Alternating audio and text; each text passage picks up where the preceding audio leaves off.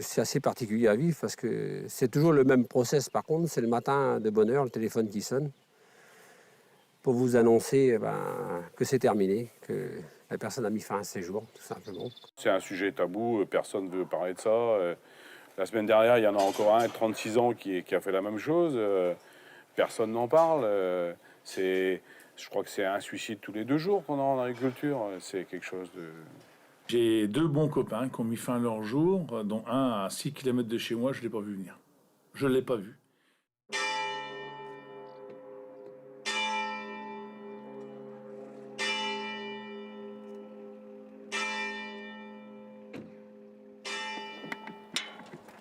Dans les cimetières de France ne reposent pas seulement des hommes et des femmes décédés de mort naturelle, d'accidents de la route, de guerre ou de maladie.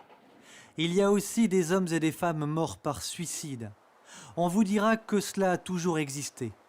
Mais preuve d'un considérable mal-être de notre monde moderne, le suicide est en explosion partout et dans tous les milieux, le monde agricole en fait partie désormais.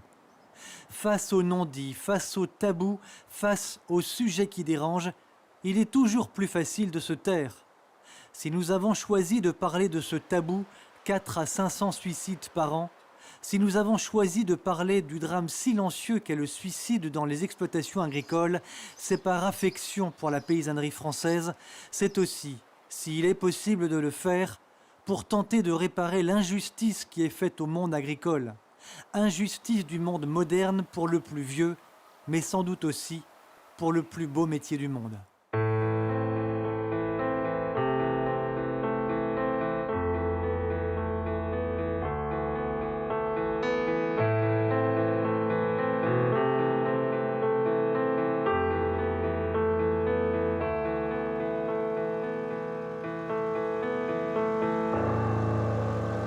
Grasse dans les Côtes d'Armor en Bretagne. Nous avons rendez-vous avec un producteur de lait rencontré quelques jours plus tôt sur une manifestation paysanne. Cet agriculteur, c'est Gilles Guillou. Il a 50 ans. Il a accepté d'évoquer avec nous 2 cas de suicide qui l'ont touché de près. Oh, je sais pas, ça c'est... je pense que c'est assez particulier à vivre parce que c'est toujours le même process. Par contre, c'est le matin de bonne heure, le téléphone qui sonne pour vous annoncer que c'est terminé, que la personne a mis fin à ses jours, tout simplement.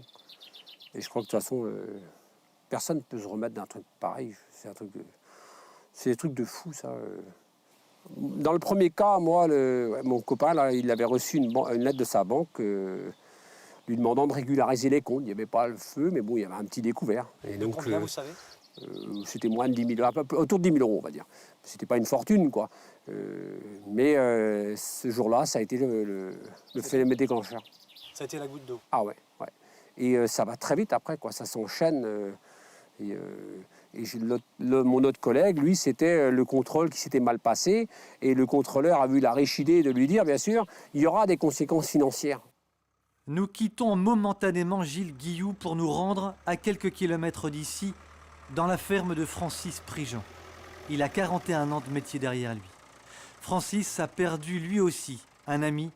Cet ami avait 57 ans. Tous les péripéties qu'il a passées avec son métier, en particulier tous les contrôles qu'on a, un contrôle qui s'est mal passé, qui était en plus des reproches qui lui étaient faits qui étaient non fondés, quoi. On lui réclamait combien, Francis, pour savoir rappeler? C'était autour de 60 000 euros sur 5 ans. Donc il a découvert un jour qu'on lui réclamait ça par courrier. Comment ça s'est passé? Par courrier, par contrôle, deux contrôleurs, en plus d'autres qui sont venus après. Et ça a été un déclic, quoi.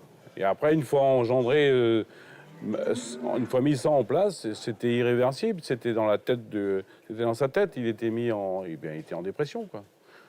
Donc, automatiquement, il n'a pas su nous en parler non plus parce qu'on était quand même très proches. On était une équipe de copains, là. Et ce qui nous dérange, nous, c'est qu'on n'a pas vu. On n'a pas vu, on n'a pas su qu'il allait mal.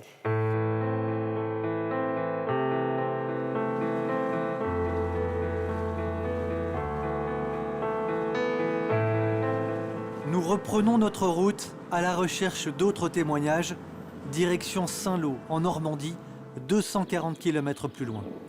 Nous avons rendez-vous à la Chambre d'agriculture avec Pascal Ferret, un autre agriculteur. Cet homme-là a été de toutes les manifestations, de tous les combats pour le monde paysan depuis 40 ans. Lui aussi a des amis ayant mis fin à leur jour. Oui, j'ai 2 bons copains qui ont mis fin à leur jour, dont un à 6 km de chez moi, je ne l'ai pas vu venir. Je ne l'ai pas vu. Je voyais bien qu'il n'allait pas bien. Bon, c'est quelqu'un qui venait tous les mois porter le bulletin paroissial. Hein. Vous savez, dans la Manche, les valeurs religieuses ont encore un sens. Et c'est vrai, moi, je suis abonné à cette revue de ma paroisse. Et tous les mois, cette personne me l'a mené.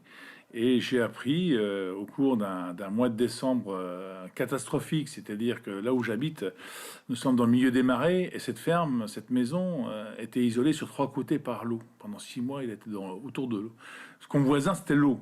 Son deuxième voisin, c'était la poste, et le troisième, c'était le laitier. Et à tel point, c'est le troisième qui l'a trouvé pendu dans la laiterie. Quel âge avait-il? Il avait 46 ans.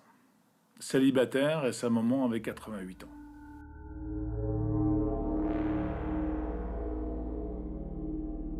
La solitude, le célibat, l'une des causes du suicide dans le monde paysan, mais c'est loin d'être l'unique raison.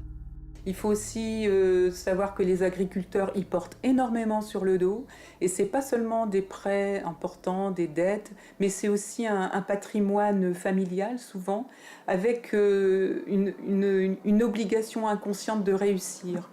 Il y a un film qui a été fait par un fils d'agriculteur qui s'appelle, je ne sais plus son nom, mais le nom du film c'est Les Fils de la Terre, qui retranscrit très très bien cette charge et comment on peut en arriver au passage à l'acte, parce qu'on a honte et on peut pas imaginer être en échec par rapport à la ferme des parents ou des grands-parents.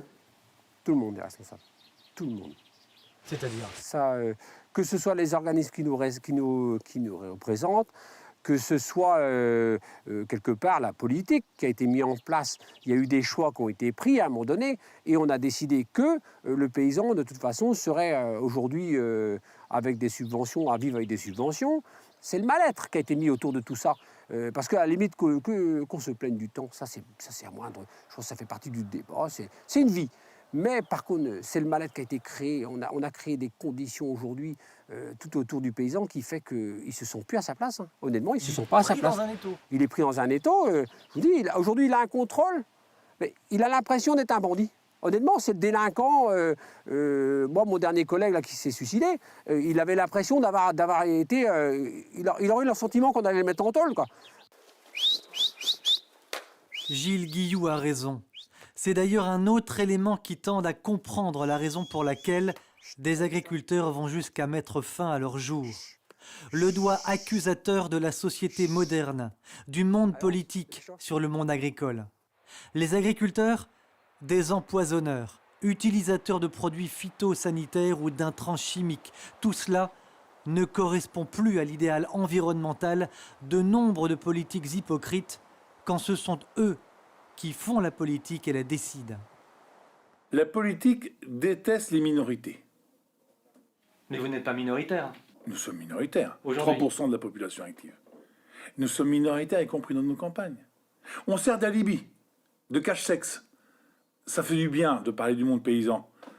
Vous avez entendu dans les cris de désespoir des campagnes des mots du monde politique. Vous avez vu des questions à l'Assemblée nationale, au Sénat, le mercredi, aux membres du gouvernement sur, pas qu'au ministre de l'Agriculture, à Marisol Touraine, sur le mal-vivre, sur le mal-être.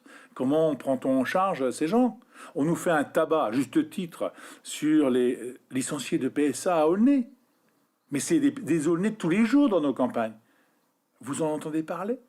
Quand j'écoute les questions de l'Assemblée, quand je regarde le débat hier soir, la loi Macron votée 49.3 avec moins de 30 parlementaires sur 581 et quelque chose, c'est un scandale. Et ces gens-là ne s'intéressent même pas à ceux qui les élisent. Je suis certain que nous sommes en train de perdre la partie.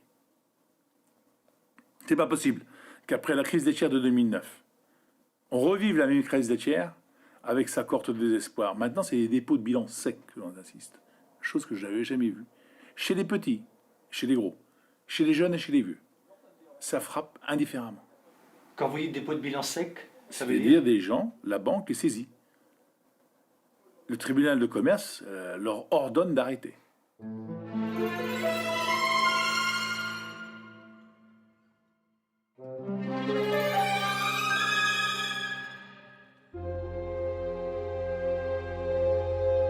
dans les villes et les campagnes, comme ici à Saint-Brieuc lors de la nuit de la détresse. Contrôle de prix dans les supermarchés, comme à Saint-Lô dans la Manche il y a quelques jours. Il ne se passe pas un jour sans que les agriculteurs organisent des actions en France afin de crier leur désespoir. On accuse souvent trop facilement les agriculteurs de s'être endettés par l'achat de machines ou la construction de bâtiments. Mais le premier responsable ne serait-il pas le système politique, financier, environnemental qui s'est imposé à eux? Bien sûr que si. Un agriculteur qui met fin à ses jours, c'est un homme que les politiques ont acculé au suicide, sans aucune considération pour les gens, sans aucune considération pour le peuple. Certains vont être tentés de faire des comparatifs et de poser la question en ces termes. 4 à 500 suicides par an dans les fermes, qu'est-ce que cela représente par rapport aux 3400 morts sur les routes de France chaque année? Nous pourrions établir bien d'autres comparaisons de ce type. Comparaison qu'il serait indécent mais surtout stupide d'établir. Car un agriculteur qui, pour des raisons économiques notamment, met fin à ses jours, c'est la transmission d'une vocation et d'un savoir-faire qui disparaît. C'est une profession qui meurt.